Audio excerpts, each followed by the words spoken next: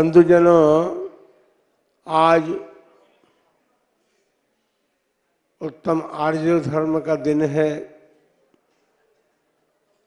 हम पिछले दिनों से पर्वराज पर्यूषण पर्वराज कहें या 10 धर्म कहें, उसके परिपालन में सारा समय अपना लगा रहे हैं। आप प्रातः काल से आकर यहाँ पर पूजा करते हैं और व्रत उपवास जो लोग कर रहे हैं वो व्रत उपवास भी कर रहे हैं। पर अभी एक प्रश्न हमारे मन में उपस्थित हुआ। बहुत पहले से ये प्रश्न चल रहा था कि ये 10 लक्षण पर्व क्यों मनाया जाता। 10 लक्षण पर्व कब से प्रारंभ हुआ, इसके प्रारंभ होने का कारण क्या है, इत्यादि बातें मन में उठती हैं। आप लोगों के मन में भी उठती होंगी कि वह 10 लक्षण पर्व क्यों मनाया जाता है। वस्तु स्थिति ये है,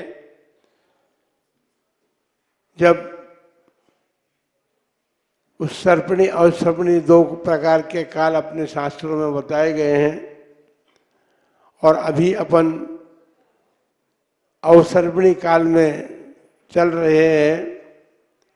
ये 21,000 वर्ष का पंचम काल है, जिसे हम दुखमा काल कहते हैं। इसके बाद छठा काल आएगा जो दुखमा के नाम से कहा जाएगा, और दोनों ही काल जो हैं 21,000 वर्ष के हैं, अर्थात 42,000 वर्ष हो गए। उसके बाद उस सर्वणी काल प्रारंभ होगा।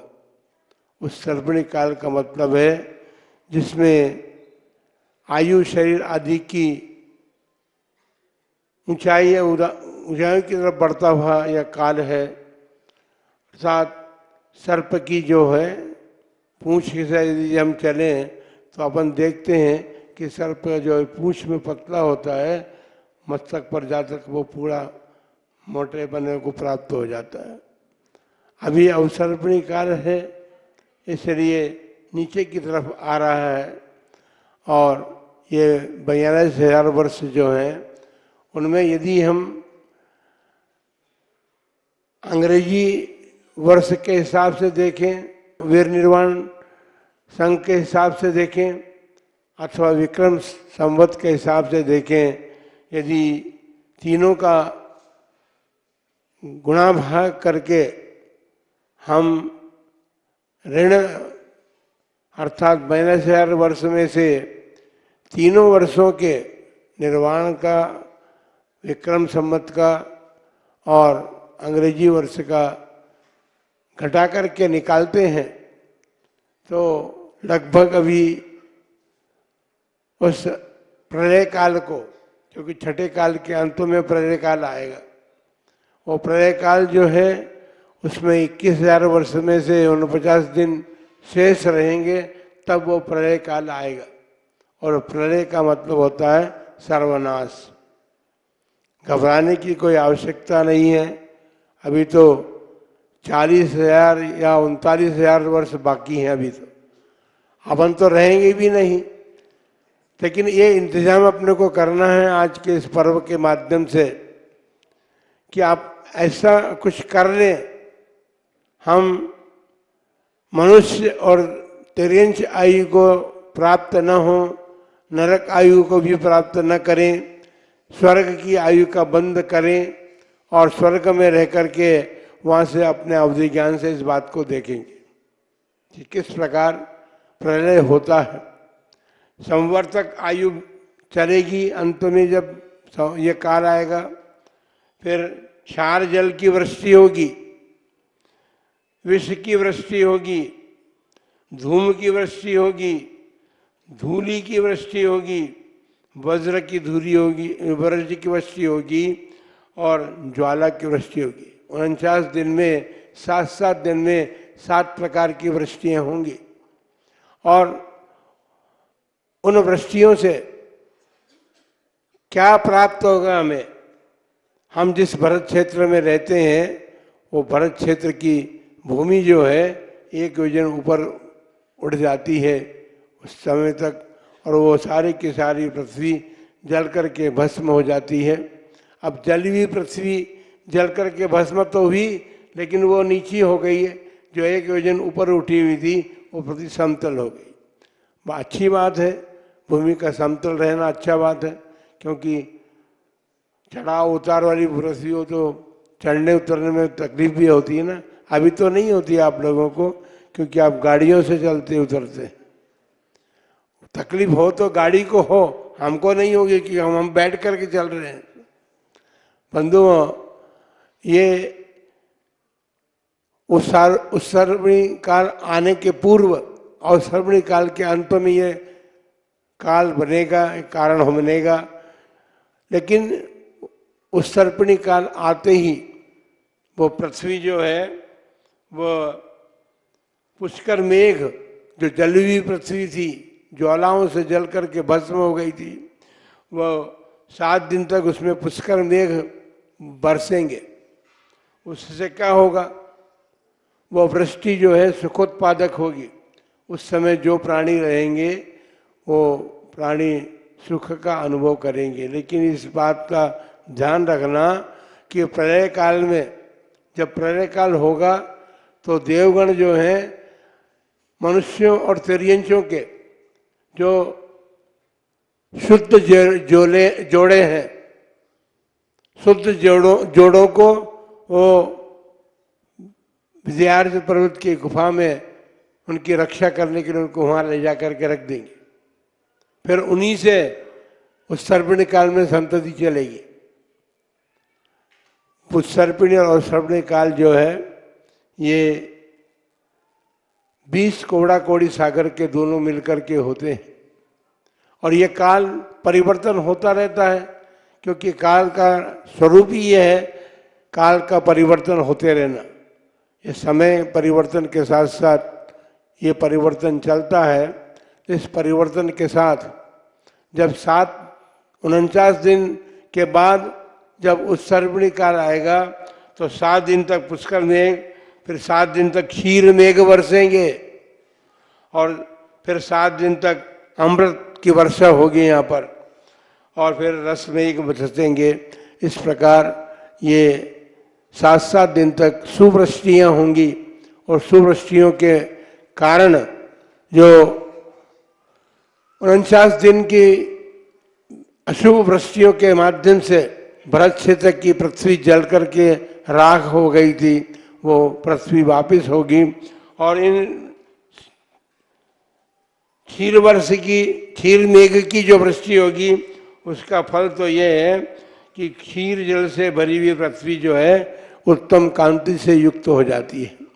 उसके बाद अमृत वृष्टि होगी, तो अमृत वृष्टि जो है उससे, क्योंकि पृथ्वी जल चुकी थी, सब गुल्म आदि वनस्पति सब नष्ट हो गई थी, तो अमृत की वृष्टि जो है वो अमृत की वृष्टि से भूमि पर लता और गुल्म अपने आप पैदा हो जाते हैं।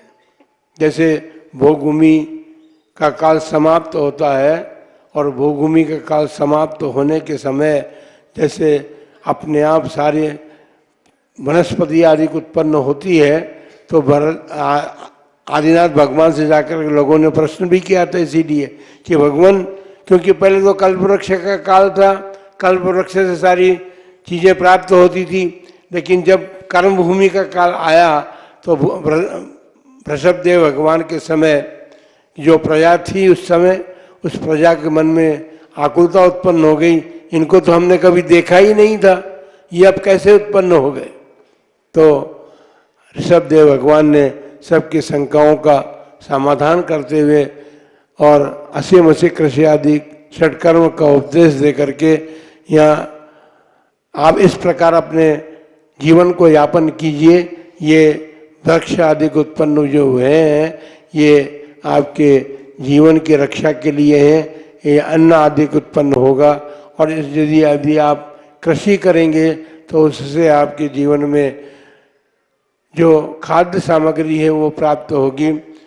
उसी प्रकार से ये 49 दिन के बाद जो पृथ्वी जल करके भस्म हो गई थी, वो इन कारणों से पुष्कर मेघ, क्षीर मेघ, अमृत मेघ, रस मेघ जब वृष्टि करेंगे तो उससे ये होगा कि उस दिव्य वृष्टि के माध्यम से जो गुल्म लता आदि है उनमें स्वादिष्ट बना आ जाएगा और उस समय के लोग फिर उस वनस्पति का भक्षण करके अपना जीवन यापन करेंगे।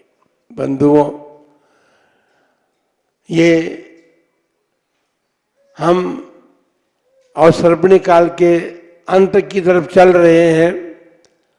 हमें ये देखना है कि जब देवगण अपने अवधि ज्ञान से जान करके उन्हीं लोगों को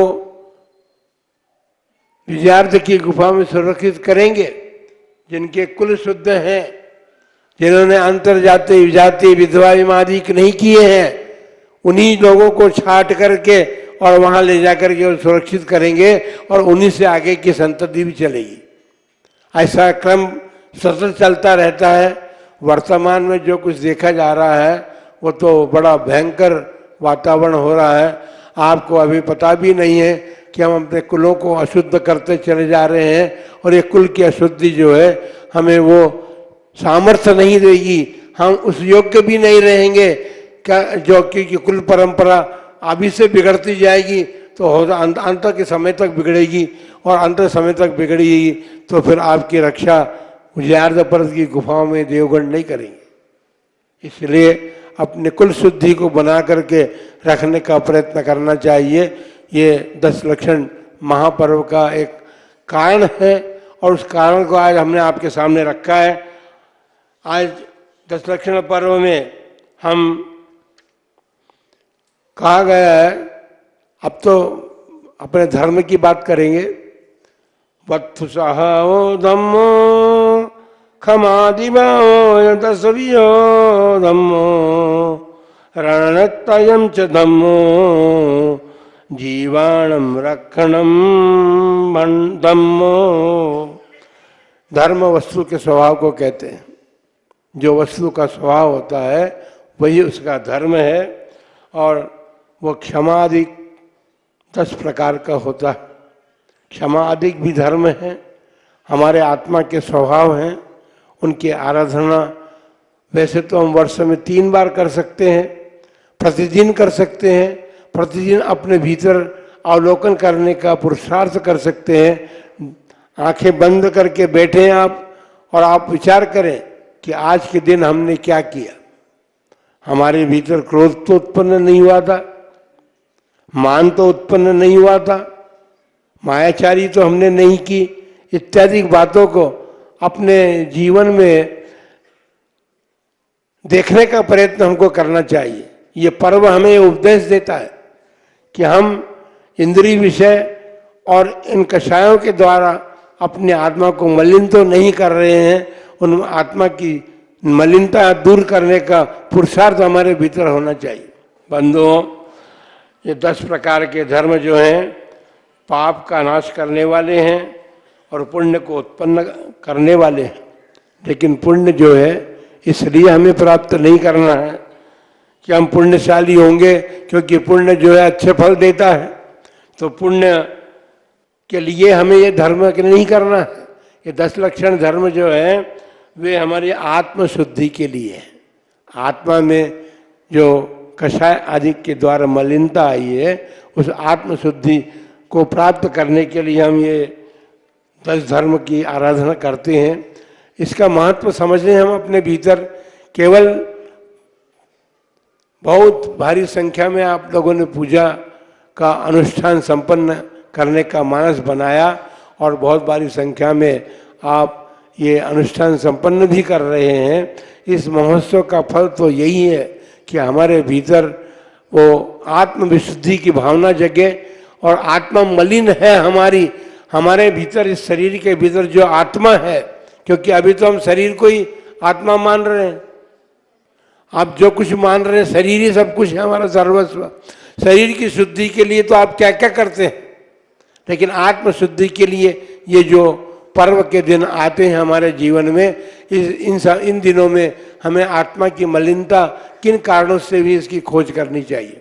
बंधुओं, 10 लक्षण धर्म के अंतर्गत उत्तम क्षमा की आराधना आपने की और क्षमा को समझा। क्षमा जो है वही अजेय शक्ति है, जिसके पास क्षमा होती है उसको कोई जीत नहीं सकता, उसके पास अजेय शक्ति की प्राप्ति हो जाती है। क्योंकि क्रोध जो है वह ईर्ष्या प्रकट करता है, हमारे भीतर द्वेष उत्पन्न करता है, अहंकार उत्पन्न करता है, वैमनस्य उत्पन्न करता है, बैर विरोध उत्पन्न करता है। इस जहर को धोने के लिए, इस जहर को अमृत रूप में परिणत करने के लिए जो है उत्तम क्षमा हमारे लिए आता है, उत्तम धर्म। और उस उत्तम धर्म को हम परिपालन करके अपने आत्मा के इन दोषों को दूर करके, इन आत्मा की अशुद्धि को दूर करके हम विशुद्धि को प्राप्त कर सकते हैं। फिर एक बात है कि अपन देखते हैं अभी अपने देश में तीर्थ बहुत सारे हैं। तीर्थ से मतलब कई प्रकार के तीर्थ हैं। ऐसे भी तीर्थ हैं जिसमें लोग स्नान करके अपने को शुद्ध करते हैं, लेकिन वो तीर्थ क्या है, वो तो जल से भरे हुई नदियां हैं। उससे शरीर की शुद्धि तो हो जाती है, लेकिन आत्मा की शुद्धि नहीं होती है। आत्मा की शुद्धि के लिए तो धर्म रूपी नदी में हमको स्नान करना पड़ेगा। तो इस प्रकार उस क्षमा को परम तीर्थ रूप कहा है आचार्य ने। जिनके भीतर क्रोध कषाय की मलिनता आई है, हमने अपनी आंखों से देखा है, क्रोध अंधा होता है। इतना क्रोध की ज्वाला जैसी जलती है, व्यक्ति ये भी नहीं सोच पाता है मैं किस पर क्रोध कर रहा हूँ। वो अपने आत्मीय जनों पर क्रोध करता है, कोई पुरुष अपनी पत्नी पर क्रोध करता है और क्रोध के आवेश में इतना बड़ा नुकसान कर लेता है, उसे ये भी होश नहीं रहता कि मेरे इस क्रोध का फल क्या हुआ। तो इस प्रकार ये हमारे क्षमा रूपी रसायन को पी करके अपने भीतर जो क्रोध रूपी रोग है, उस रोग को दूर करने के लिए, क्योंकि हमने देखा है कि आयुर्वेद चिकित्सा में रसायनों का बड़ा महत्व है। शक्ति कम हो गई तो स्वर्ण भस्म खाते हैं लोग,